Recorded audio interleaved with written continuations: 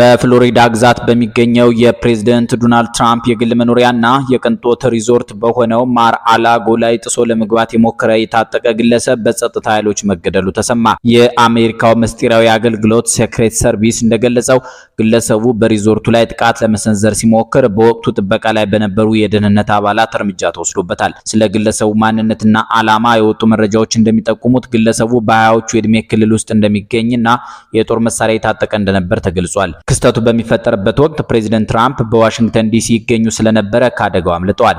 ምንም እንኳን ፕሬዝዳንት ትራምፕ ቅዳሜና እሁድን በፍሎሪዳው መኖሪያቸው ማሳለፍ የተለመደ ቢሆንም የደህንነት ተቋሙ ሊሰነዘር የነበረውን ጥቃት አስቀድሞ በማክሸፍ ደህንነታቸውን ማረጋገጥ መቻሉን አስታውቋል። ፖሊስና የምስጢራዊ አገልግሎት አባላት በጉዳዩ ላይ ተጨማሪ ምርመራ እያደረጉ ይገኛሉ። ሐምሌ 2016 ዓ.ም ላይ ዶናልድ ትራምፕ ላይ የግድያ ሙከራ ያደረገው ሰው ተገደለ ተብሎ ነበር።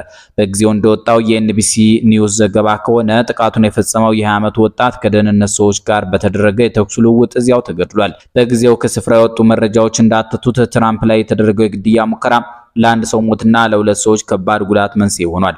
በ2017 ህዳር ወር በተደረገው የአሜሪካ ምርጫ ከፍተኛ የማሸነፍ ቅድመ ግምት የተሰጣቸው ትራምፕ በትለር ፔንሲልቬኒያ ውስጥ ለደጋፊዎቻቸው ንግግር በማድረግ ላይ ያሉ በተተኮሰ ጥይት ጆሮአቸው አካባቢ መመታታቸው አይዘነጋም። እንደ አውሮፓውያን አቆጣጠር በ1981 በፕሬዝዳንት ሮናልድ ሬገን ላይ ከተደረገ የግድያ ሙከራ ወዲህ በትራምፕ ላይ የተደረገው የመጀመሪያው ስለመሆኑ የኤፒ ዘገባ በጊዜው አመልክቶ ነበር።